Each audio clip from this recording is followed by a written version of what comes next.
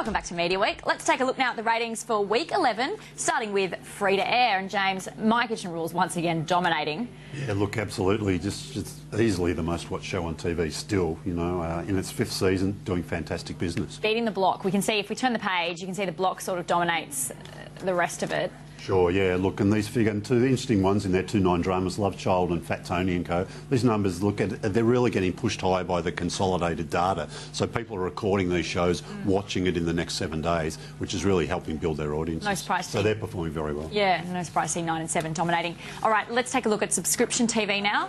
This is for sport. Yep, again, AFL. First weekend of the AFL season's pushed Fox Footy back to its usual position in the winter, the #1 subscription TV channel, and NRL creeping in there at #4. All right, and just taking a look at the top 5 for non-sport.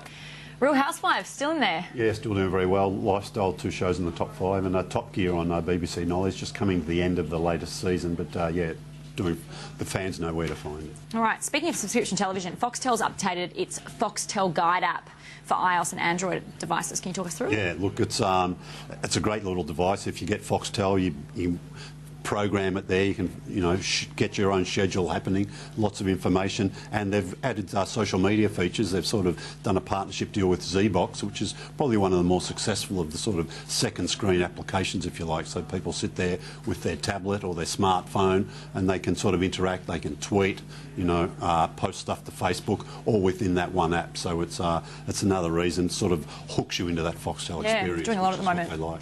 All right, Kylie Minogue as well. She's now that she's back on the 9 payroll, can we expect to see a lot more of her this year? Yeah, we can. Look, she signed up to The Voice as a coach. The Voice is only, I think, probably about a month away. I think we'll probably see that straight after Easter. Yep. She was on A Current Affair this week, special interview with Tracy Grimshaw. So yeah, look, Kylie, who hasn't had a massive profile in Australia, the last decade, I guess, because she's been busy working all around the world. But now we're going to see a fair bit more of her this year. This is a really big get for 9. Oh, it is great, yeah. It'd be interesting to see what it does to their figures, but it should bring in a new audience who maybe, for whatever reason, have just seen the Voice maybe as another also ran in the... I mean, it stands out as the best sort of talent show, but it might even push those numbers back a little higher now. Definitely. All right, and Fox 8's The Face started this week. What were the ratings like for this one? Yeah, look, Naomi Campbell did pretty well. I mean, well, it wasn't the most watched show by any stretch of the imagination on the night, but after the multiple screenings across this week, you wouldn't be surprised to see the total audience up over 100,000.